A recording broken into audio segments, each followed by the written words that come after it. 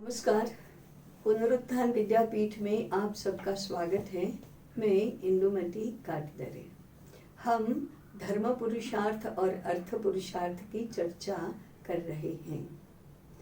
अर्थ पुरुषार्थ की बात करें तो हमारे पूर्वजों ने, हमारे समझदार ज्ञानवान लोगों ने हमेशा कहा है कि हमारे पास बहुत अर्थ होना चाहिए, हमें वैभव में रहना चाहिए। कभी भी किसी ने दरिद्र रहने का उपदेश नहीं किया। सादगी का उपदेश है, संयम का उपदेश है, ये दारिद्र्य का या अभावों का उपदेश नहीं है। संयम, त्याग, सादगी ये अलग मूल्य हैं। अर्थ के अभाव को पुष्ट करने वाले मूल्य नहीं है। तो हमारे यहाँ कहा गया कि अर्थ का अभाव नहीं होना चाहिए। हमारा अर्थशास्त्र भी अभावों का अर्थशास्त्र नहीं है। हमारा अर्थशास्त्र विपुलता का अर्थशास्त्र है, इकोनॉमी ऑफ एबंडेंस है। इसलिए जैसा अभी प्रारंभ में कहा, किसी ने नहीं कहा कि गरीब रहो, किसी ने नहीं कहा निर्धन रहो, किसी ने नहीं कहा दरिद्र रहो। सबने कहा बहुत प्राप्त करो, बहुत प्राप्त करो, वैभव संपन्न बनो। आपके भंडार हमेशा अक्षय होने चाहिए, ऐसा ही कहा है। ये समृद्धि की कल्पना हमारे यहाँ बहुत अधिक थी। और हम देवी देवताओं की बात करें या राजा महाराजाओं की बात करें या श्रेष्ठियों और महाजनों की बात करें या कारीगरों की बात करें, सबके पास विपुल मात्रा में धन संपत्ति देखने को मिलती है। ये धन संपत्ति कब अधिक होती है, ये विपुलता का अर्थशास्त्र कब संभव होता है? अब भारतीय सूत्र है कि हमारे पास वास्तव में इच्छा और आवश्यकता से अधिक मात्रा में संपत्ति होनी चाहिए, सारे पदार्थ होने चाहिए, वस्तुएं होनी चाहिए।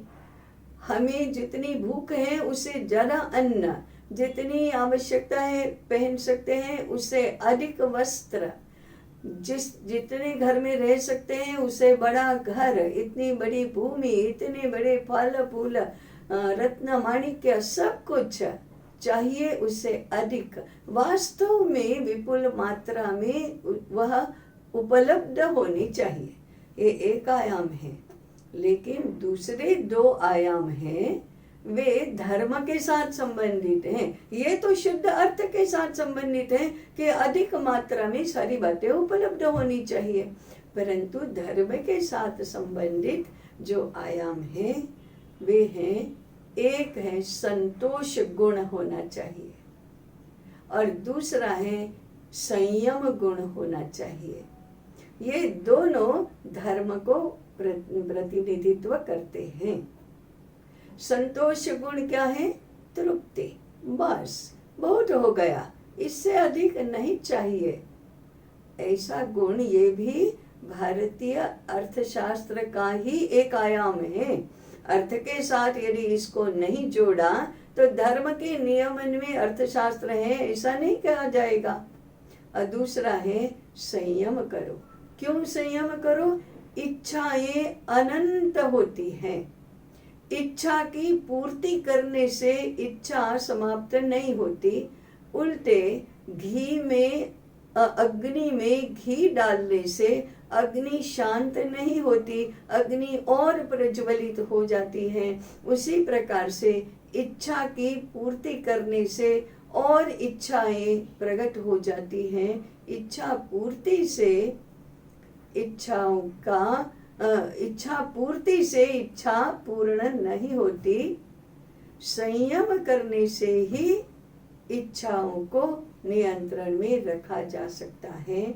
इसलिए एक तरफ संयम और दूसरी तरफ संतोष, ये दो गुण यदि अर्थशास्त्र के अंदर समाविष्ट हो गए तो वह होगा धर्मानुकूल अर्थशास्त्र। इसके बाद भी समृद्धि तो बहुत अधिक होती ही है, परंतु तीसरा गुण है उस समृद्धि में इतनी आसक्ति नहीं होगी कि हम ये न केन प्रकारेण समृद्धि प्राप्त करने का प्रयास करेंगे।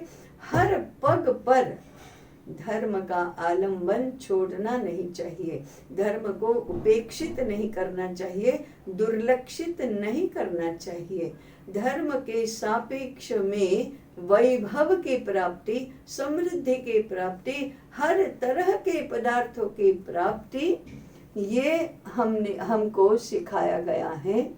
और हमारा इतिहास प्रमाण है कि धर्म का अवलंबन करने से यदि हमने समृद्धि प्राप्त करने का पुरुषार्थ किया, प्रयास किया, तो वह वास्तव में अधिक मिलती है। इस प्रकार की समृद्धि का वर्णन हमारे इतिहास में हमने बहुत देखा है, पढ़ा है। आज भी ऐसी समृद्धि की हमें अपेक्षा तो है, समृद्ध तो बनना ही चाहिए। ऐसी समृद्धि के लिए धर्म के अनुकूल अर्थशास्त्र की रचना करना, ये भारतीय अर्थव्यवस्था का एक मूल तत्व है, धर्म सापेक्ष। और वैभव प्राप्त करना, तो वैभव ये विपुलता का अर्थशास्त्र हमें उस दिशा में प्रवृत्त होना, इसके ऊपर विचार करना चाहिए। अब हमारा निवेदन है कि हमारा सभी का संबंध अर्थ प्रवृत्ति से, अर्थार्जन से, अर्थ की इच्छा से संबंधित तो है ही। धर्म के सापेक्ष ये सारी बातें किस प्रकार से नियमन में आती जाएंगे, इसका विचार हम स्वयं करेंगे तो हमें आज की अर्थ केंद्रीय जीवन दृष्टि, जीवन व्यवहार और उससे उत्पन्न अनेक प्रकार की व्याधियां, अनेक प्रकार के कष्ट, दुख, इसका खुलासा मिलेगा। अतः हम धर्म सापेक्ष, धर्म के अनुकूल अर्थव्यवस्था का विचार आगे भी करते रहेंगे। आज यहीं पर रुकते हैं। नमस्कार।